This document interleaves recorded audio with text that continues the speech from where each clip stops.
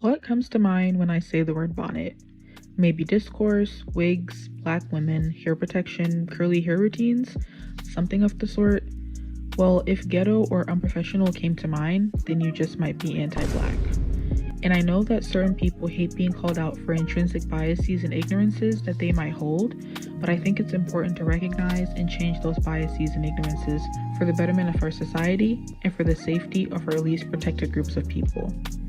This may sound like a stretch, and I get that, but I promise that by the end of this video, even if you fundamentally disagree with me, that hopefully you will begin to understand that it is that deep and just how deep anti-black rhetoric is ingrained in our society. Because why are we talking about black women, their hair, and how they choose to wear it? Make that make sense to me. Thank you very much. Like I said. What you mean what you said? Thank you very much. Thank you very much. Thank you very much. Okay. Sir, please take the camera. Carry on. What do you mean? Carry on. Bonnet. Okay. Bonnet and bonnet. Thank you very much. Thank you very much. We ain't even bothering him. That's okay. Bonnet girls. Okay. Good morning, bonnet twins. Hello. Hi, my name is Zaza, and I make video essays about any and everything that I want.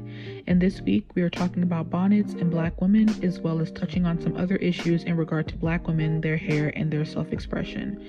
I don't make super long videos, but I hope that this short video essay has as much of an impact as the longer, more professional ones on this website, and that you leave the video feeling educated, informed, and maybe even a little less anti-black than when you started. I'm not doing this for likes or subscribers, but if you want, I wouldn't mind any kind of support. All I ask is that we keep the conversation going in the comments and keep it respectful at all times. Now let's have a chat about bonnets. Chapter 1. What is a bonnet and how does it differ from other headwear?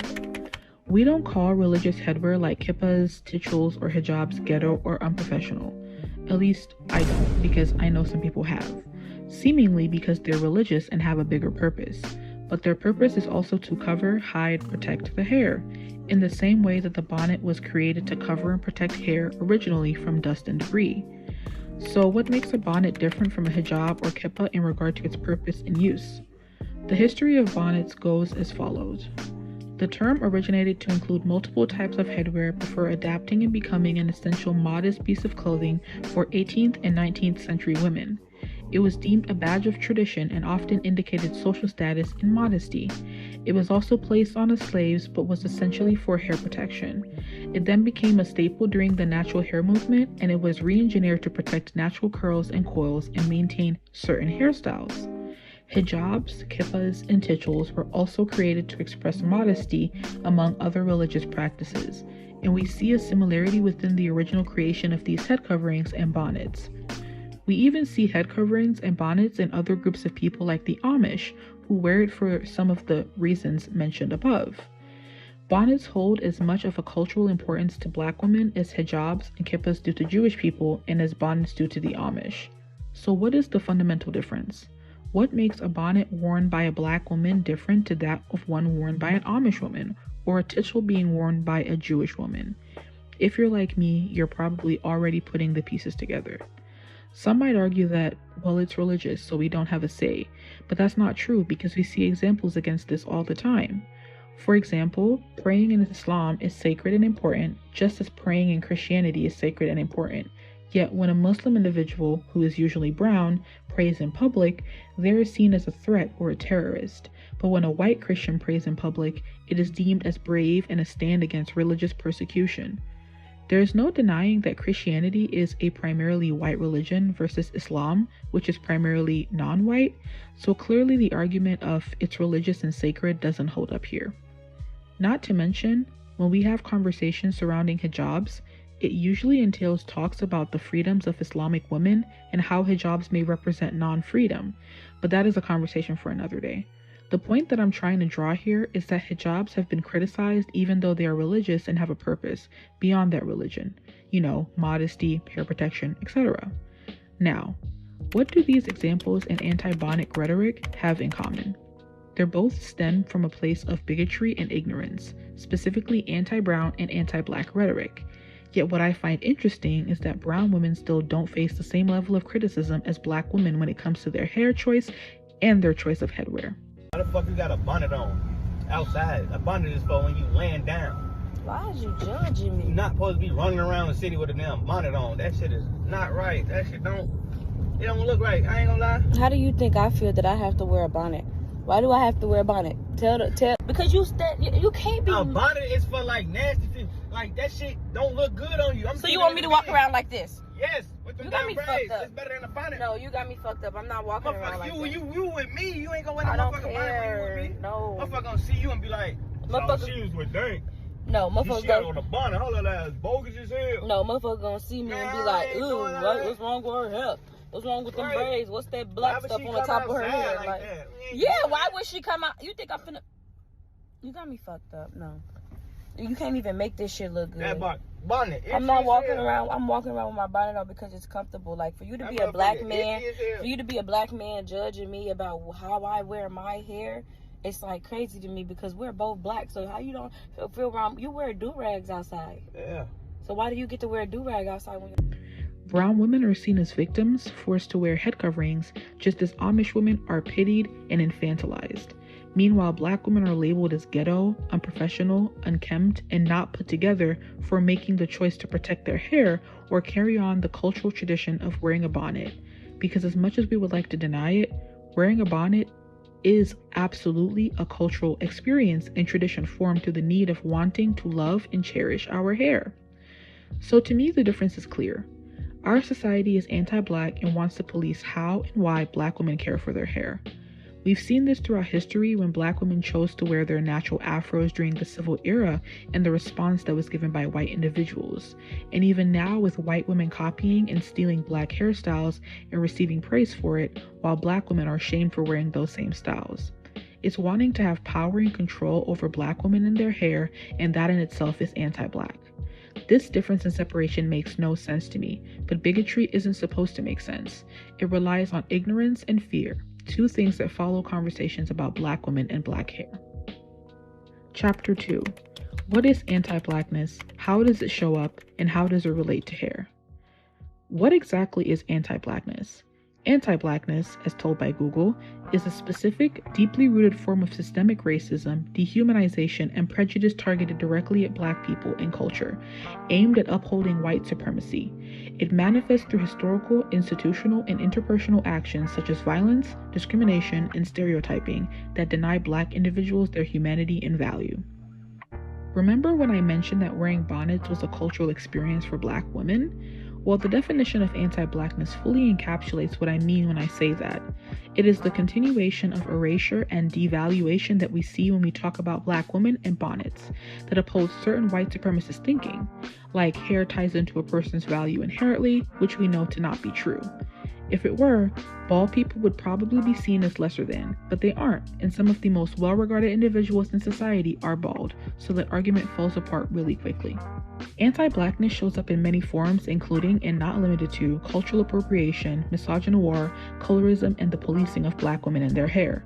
We see this within our own community too, with things like texturism, which is a form of discrimination rooted in systemic racism that privileges individuals with looser hair textures while marginalizing or stigmatizing those with tighter coils or afro-textured hair. Black women, take off the bonnets in public. Take them off. Don't let other people, i.e. other races, tell you that you're fine, be yourself, all that. No, they're lying to you. It looks low class, it looks trashy, and it looks very poverty. Very much so. Have some standards. Take more pride in your appearance. Especially for the ones that I hear you guys saying like, oh, I want a husband, I want a man. Guess what? A great quality, high-value man does not want to see someone that he's considering as a future wife out in public with a bonnet on. And don't come with, oh, well, you know, no. Stop it. You look terrible in bonnets in public. Take some extra time. I'm having a bad hair day. Take some time and invest in your appearance. Oh, well, our hair. We've had the same head of hair for years now. Born with it. If you want more, add some. Don't let these people fool you. They're laughing at you. Take the bonnets off. What concept? She made an entire video criticizing black women and their hair while having her hair all done up, claiming that she was having a bad hair day. And not only that, but she absolutely insinuated something about tighter curls in that video, which was something to note, and I don't think a lot of people realize that.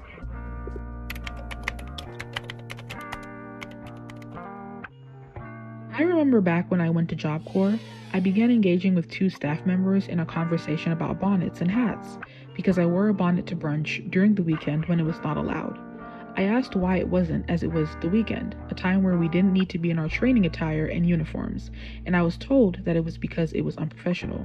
So I asked what exactly was unprofessional about it, and I was not given a straightforward answer. Instead, I was given scenarios of, would you wear a bonnet to a job interview, or would you wear a bonnet to the grocery store? And I had to explain to these grown women the fundamental difference between my situation and the ones brought up. For context, one of the women had a pixie cut and the other was wearing braids. My answers were as followed. No, I would not wear a bonnet to a job interview for obvious reasons. Not only is job interview attire strict, but guess what? It also stems from anti-blackness. Clothing has been used for centuries to harbor biases against Black people, so of course I would not wear a bonnet, something already demonized, to a job interview. It may not be inherently unprofessional, but it is seen as such, and that shouldn't need to be explained. As for the grocery store, yes, I wear my bonnet all the time and have no shame in it, so why would I not wear it to the grocery store? The time it would take for me to water and oil my locks and style them for the store can be saved by just readjusting my bonnet and being on my way. The absolute vitriol that came with the aversion to bonnets being outside of the bedroom from a bald woman was astounding, and in that moment I felt deeply ashamed of my people. Her main argument was that it was created to be worn to sleep, and my rebuttal to that was no. Not because something is commonly worn to bed means it was created for that purpose. I even Googled it to prove her point wrong, but of course ignorance is bliss, and she chose not to acknowledge my argument. An example I like to give is this. Nutella was meant to be eaten on toast. Does making a Nutella milkshake break a Geneva Convention law that I was not aware of, simply because I chose to use it differently? No, makes no sense. How y'all gonna say bonnets are ghetto when I could literally do this? Hello? I could literally do this.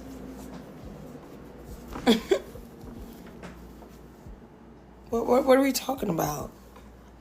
Like, what's ghetto? So where do these ideas like the ones we perpetuate come from? Anti-Blackness and racism, of course. Society vehemently hates Blackness and any show of support for Blackness, so society automatically hates Black women who are proud of their Blackness and aren't afraid to showcase it. Or why do y'all hate Black women so much? So I was in the gym today for a multitude of reasons. One being that I do my hair at night and I work out in the morning. 2 being that I live in a very humid state, Texas, and I had a lot of things to do today that required my hair to be done. I was wearing my bonnet in the gym. And I was listening to a video here on TikTok, and I'm not gonna even stitch it just because I just don't believe in sharing videos that can potentially put down Black women. And in the video, she was saying how women who wear bonnets in public are classless, they lack tact. Meanwhile, I got my flexi rods in and I'm like, well, what are you talking about? I think regardless of your opinion on the matter, everything that Black women choose to engage in turns into a social and political debate because we just can't live. Like, for example, this could have easily turned into a discussion about wearing pajamas in public, but instead we're choosing to turn it into bonnets in public. Now, for several reasons, I actually don't consider bonnets to just be sleepwear. I think anybody who considers them just sleepwear really doesn't understand the ins and outs of Afrocentric hair care. Like, there were people in the comments saying you can always wear a cap or a scarf or a wig. So you want me to put a hat on this? No! You want me to put a scarf on top of all this and smush my curls? You want me to wear a wig with a headband? Like, it's gonna look ridiculous. Like I was saying, I actually don't consider bonnets to just be sleepwear. I use them whenever it's raining outside because a hood and an umbrella still do not protect my hair from frizz. Anybody who knows me knows I'm going to keep my bonnet in my bag at all times. It comes with me in my purse, it's in my work bag. I've been approached by men in a bonnet, even with my ring on. I've been to the gym with my man in a bonnet. He has given me public displays of affection while I'm in a bonnet in a gym. So you need to tell me that your sis cannot wear a bonnet on an airplane so that she can have a fresh blowout whenever she lands. People with natural hair can't try out new styles like flexi rod sets, perm rod sets, any type of rod set. Baby, them styles need time to process. We also got somewhere to be at night. She can't run out during the day and grab something really quick like a cup of coffee or fill up her gas tank because she's in a bonnet. A lot of times people don't realize caps, scarves, and even wigs sometimes can smush the style. So in my humble opinion, it's not just for sleeping. It's also for protecting your hair. I know when I'm leaving work, if it's raining, a hood and an umbrella is not gonna protect me. I'm throwing on my bonnet. But it's just also really hurtful to hear videos like this of us doing this to each other. It's like, I would never talk about my sisters in that way, and this video will age well. That's never gonna change. Like, you're never gonna see me on here talking badly about Black women and using the things that they do to survive in America, whether that's holding a corporate job or trying to go and be consistent in the gym while maintaining her hair. The point is that we go through so much as a group of people. It's like, why are we doing this to each other? Like, if you don't want to wear a bonnet, and let's be honest, some people have the privilege of not being able to do that. I mean, if you do, then great. I'm very happy for you. I don't. I'm classless, or that I lack tact, or that I'm not feminine. It's actually the very opposite. I want my hair to be done and I want it to be maintained later. I do think that the pajamas in public argument is a different scenario just because, like I said, I don't consider bonnets just to be pajamas. But I also think it's really messed up how, once again, we're just extending this narrative to only Black women. Like, y'all don't realize that is an American thing, correct? I've seen people of all races wear pajamas out in public. That is an American thing, boo-boo. That is not just a Black woman thing. Stop putting that narrative out there. And this may sound like common sense, but a lot of people tend to overlook just how much hate Black women get for just simply existing. A quote I see often is, "Black women are the least protected class of people.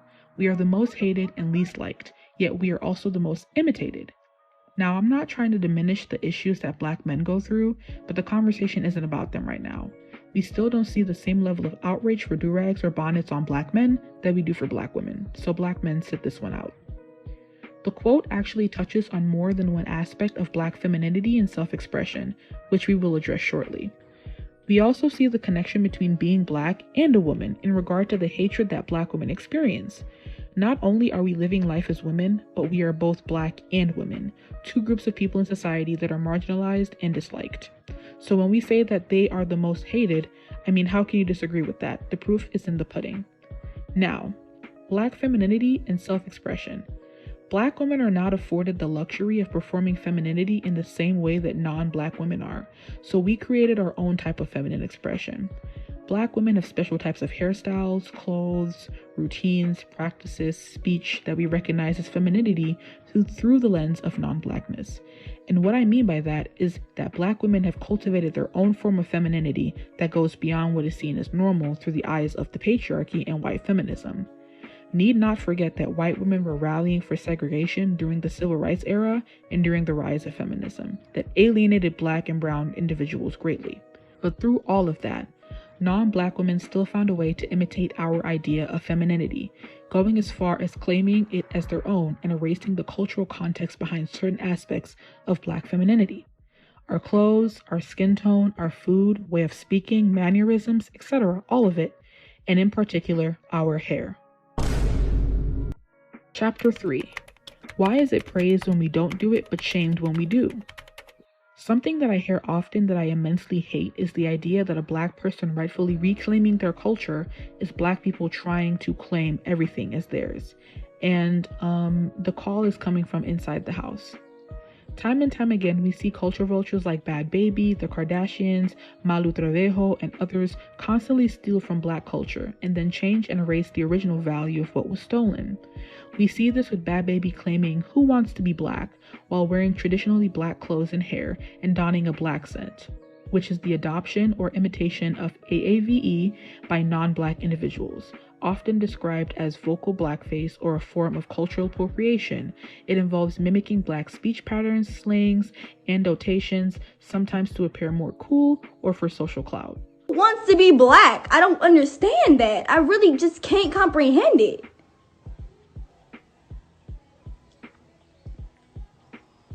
Who wants to be Black? Everything I do is just black, blackity, black, black, black, black, black, black, black, black, black. Fuck. I could put a blonde wig on and blue fucking contacts and wear my face white as fucking the fucking English people used to wear. You know how they used to put the powder on their face? I could put the fucking powder on my face like George Washington. Y'all still gonna say I'm trying to fucking be Black. Fuck out of here. I'm gonna be Black. Everything on a foundation that makes me look tan. That makes me look tan. That I didn't even do. That Alex did. I didn't tell him what color to use on me. He used whatever color he thought was gonna work on me. The fuck? And that shit blended fine. Y'all just seen it with the light on it and got dramatic. The fuck? Or with Kim Kardashian calling cornrows Bo Derek braids. There are countless examples of this, but what stands out the most to me is the level of scrutiny that these women face versus actual Black women who express themselves naturally like that. Why is it that non-Black women are praised and rarely criticized by other non-Black women for cultural appropriation, but the energy is completely different for Black women? Why is it that Alabama Barker can wear multiple wigs and be seen as trendy, but the moment a Black woman does it, it's seen as an expression of self-hatred or wanting to be white? If you wear wigs 99.9% of the time, you hate your natural hair. I think this natural hair discourse is getting a bit out of hand now. Someone who's only started experimenting with Black hairstyles within the last 3 years, I think it's a beautiful thing. The versatility of these hairstyles is a part of Black excellence. Can't stress enough how I think it's such a good thing to be able to change your hair. However, I think the problem lies when it's time to take off these fake hairs and wear your natural hair out. And no, I don't think if you're someone that wears a wig all the time that you're insecure about your hair. People wear it because it's convenient, they prefer it, it's just them, they like that style. If you are not comfortable wearing your natural hair out, I think that is a problem. And me myself, when I wash my hair, I'll probably most likely put a ponytail in because I don't always feel 100% comfortable wearing my natural hair out, and that's just an insecurity that I have within myself. I also do think it is built upon from the Black people around me. I just think it's about mentality and about comfortability. If you feel uncomfortable comfortable with wearing your natural hair out, then you are a part of the problem. That's just a reflection of your own insecurities that have been brought out upon you from whatever situations that you've been in. And it's not necessarily your fault, but it's definitely something that you need to work on. But no, just because you wear a wig 99% of the time does not mean you're insecure about your natural hair. It does not mean that you don't like your natural hair. That just might be your style. That just might be who you are, what you like to look like. It doesn't need to be a big deal. It genuinely doesn't need to be a big deal. It does make me uncomfortable how men are commenting on black women's hair and what they want us to do with our hair. Because every time that I have worn my natural hair out, the only negative feedback I've ever received has been from men. Remember the first time that I wore my natural hair out in uni, and some black guys around my block were like, what's wrong with your hair, Kyra? I was just frizzy, but obviously they never seen me, and also I'm mixed. I feel like people don't expect me to have an afro. But yeah, I don't want to hear it. I want to hear it from guys about girls and what we should wear with our hair. It's not a conversation for you. But yeah, guys, it's just too much. It's getting too much. Like, that's where I want to wear it. It's not like deep. It's not deep. Great. Again, what's the difference? Anti-blackness and misogynoir. Blackness is hated in its rawest form, but is praised when washed through whiteness. Suddenly, a black son is just how they talk, or wearing braids is a Viking hairstyle. Sure, let's believe that Vikings were wearing 30-inch bust-down braids on their ships in the middle of the ocean.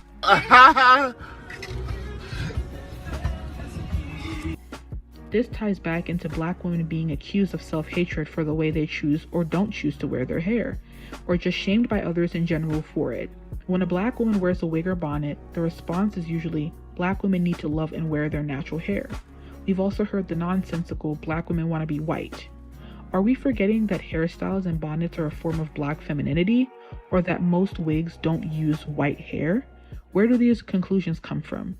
And do I really need to say it again? These are all examples of how society polices black hair, and the bonnets conversation is just one other example of this taking place today. Let's talk about Monique. In a 2021 Instagram video, comedian Monique criticized black women for wearing hair bonnets and slippers in public, such as in airports or stores, telling them to show what you're worth and stop wearing bedroom attire in public. So if you're offended because I said to you, you're a queen and you're beautiful, and when you wear that damn bonnet and your pajama pants and your slippers, anywhere you go, don't you know you block your beauty? Don't you know you block your beauty? Let your beauty be seen. And as we began to walk through the airport, I saw so many, actually too many to count, and too many for me to tap, but I saw so many of our young sisters in head bonnets, scarves, slippers, pajamas, blankets wrapped around them, and this is how they're showing up to the airport. Her comments sparked debate, with some arguing it was a form of respecting oneself, while others criticized her for promoting respectability politics.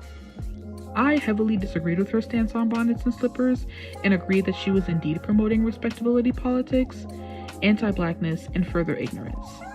By definition, respectability politics is a strategy where marginalized groups adopt the behaviors, appearance, and norms of the dominant culture to earn respect, achieve social mobility, and fight stereotypes. In other words, assimilation. I will never fault a black woman for assimilating to protect herself. Even I assimilate. But I draw the line at telling black women how you think they should act or dress, especially when Monique can afford to not dress in slippers and bonnets to go to the airport.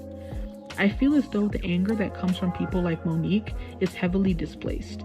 I don't think that they're really mad about the bonnets. I think that they are upset that black women are using bonnets as a way to showcase black femininity, when black femininity is something that people desperately want to destroy. If we look at different styles that you can purchase a bonnet in, there are hundreds of cute and fashionable bonnets available. Bonnets in themselves have become somewhat of a fashion statement, and I think that really ruffles some feathers. I think that it is intimidating for others to see black women embrace their version of femininity that includes bonnets. I also think that it may be an issue of generational trauma when we hear rhetoric like this from older individuals like Monique. She never addressed non-black women who wear slippers and hats at the airport, and it didn't seem to be an issue to her. So why zero in on black women as a black woman? On some level, Monique has to understand that the world she grew up in is not the same world today, and continuing to harbor these ideas about bonnets is only doing an injustice to the younger group of black women who this conversation is relevant to. I also understand where Monique is coming from, to some extent, but that understanding doesn't negate the overall issue, which is Monique's perspective was rooted in anti-blackness. I get wanting to look out for us younger folks and wanting to guide us to do better, but regurgitating the same harmful things that was taught to you isn't helping anyone. And I know that the Monique conversation is old, but I find it relevant to the conversation of bonnets today with the rise of the stolen and racist black fatigue trend. Stop using the term black fatigue as a way to say you're tired of black people. Black fatigue is a term coined by Mary Frances Winters in 2020 used to describe black people who experience psychological and physical problems caused by various factors including systemic racism. But to put it simply, it's The exhaustion of microaggressions and disrespect that black people have to deal with every single day. Now it's being used in a derogatory way to just basically say, oh, we're tired of black people. This is obviously a misinterpretation of the phrase, but I feel like it's not spoken about enough, the way that it's being used in schools and just in the media today. It creates the idea that one person or one group of people's actions are indicative of an entire race. It creates casual racism. Like, I feel like the reason that the term black fatigue has blown up so much is because it can be so easily disguised as a joke. For instance, if a black person was to get into a fight, it's no longer just a person in a fight. Now it's black fatigue. Or when there's black people being loud on a bus, it's no longer just people being loud on a bus, it's black fatigue. This is so harmful, guys. Like, are we not seeing this? People use the term on their perception of certain behaviors that they only assign to black people, which is harmful, especially in schools and on young people, because it isolates us by grouping things everybody does or has done into only being wrong when a black person does it. The reinvented meaning of black fatigue and how it's being used against black people is exactly what Mary Frances Winters meant by it in the first place. I bet a lot of people probably see bonnets and think black fatigue, and if this is you, respectfully, grow a fucking brain. It is so infuriating that a term coined to explain black people's frustration was stolen and in turn used to criticize black people. Either way, my point is that with everything happening, we do not need to continuously police black women's hair, as we already deal with a lot of trials and tribulations on the daily. Bonnets aren't bedroom attire. Hair protection isn't only for the bedroom, and we need to graduate out of that thinking immediately. In all honesty, Monique shouldn't have felt the need to make that comment. She should have been minding her own business the same way we should mind our own, when it comes down to it. Chapter 4. My experiences with bonnets, anti-blackness, and why I wear my bonnet. If you know me, then you know that this red bonnet that I wear is a staple in my wardrobe. I wear it all the time, and it essentially has become a part of me. And as I'm writing this script, I realized that I have faced tons of anti-blackness for simply wanting to express myself in that way, often being told that I was ghetto and unprofessional for not wanting to have my locks out and for wearing my bonnet all the time. I have locks, for anyone wondering, which brings me another level of scrutiny on top of what I already experienced. I started my lock journey a little over a year ago when I started really identifying with my blackness. And I have always been worried about facing any level of racism or anti-blackness, ever since I first installed them. Thankfully, I was surrounded by lots of other black individuals at the time, so my locks were loved and cherished by those around me, though it's something I worry about now that I am no longer in that space. I first started wearing bonnets heavily when I had pulled out all my hair while I was in a depressive episode. I physically was unable to style my hair in a way that I wanted to or could afford, so I resorted to bonnets. If I didn't have a bonnet to protect my already damaged hair, I may not have had hair at all. And I didn't care about all the judgment I got for wearing my hair in a bonnet. It was my experience, and one that I do not regret. I think that me constantly wearing my bonnet opened my eyes to the reality that it didn't matter. And it never did. It didn't matter if I wore my bonnet or not. I was black, and I would be perceived as such regardless of who I was as a person. Being judged for wearing my hair in a bonnet eventually disappeared from my mind. I knew why I wore my bonnet, and that's all that mattered. I mentioned all of this to say that I understand. I completely and wholeheartedly get it. I get the rage, I get the hurt, and I get the shame that comes along with it sometimes. Constantly being told that you're less than for having black hair, and then being criticized for hiding your black hair, it becomes exhausting. I just want to exist and not worry about my hair looking done or appropriate for whatever occasion. I deeply wish that we weren't so hyper-focused on black women and their hair, but alas, I am not a magician and I don't have 3 wishes, so I made a video instead. Let's start by changing the narrative surrounding black hair. Let's start minding the business that pays us. Let's allow black women to exist in their creation of femininity comfortably, without stealing from it and later shaming us for it. Let's make changes in our own communities instead of destroying it. Conclusion. To wrap this up neatly, I think that there needs to be a serious discussion about respectability politics within our communities and how these conversations may sometimes come at the detriment of our own people. We need to do more to protect black women from non-black and black hate disguised as criticism. We need to gatekeep what little we have left. Bonnets have had a long history, but the purpose has remained the same: to cover and protect hair. We should remember this before attacking black women for wearing bonnets outside of the bedroom. We shouldn't separate head coverings and by proxy people. We should be embracing the femininity created by black women and not stealing and repackaging it. And ultimately, we should respect whatever decision a black woman chooses to make about her hair.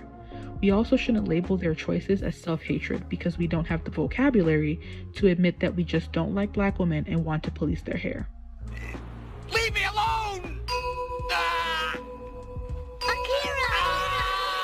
For some of you, I know this definitely made you uncomfortable. For others, this probably resonated, but it doesn't matter because my goals and intentions were to speak on something that was kind of an open secret. I've seen people talk about black women and hair before, but none about bonnets in particular, and as a bonnet wearer myself, I wanted to talk about it, and so I did. Thank you for taking the time out of your day to watch this video. I hope you learned something and want to talk about it in the comments. See you guys in the next video. Bye.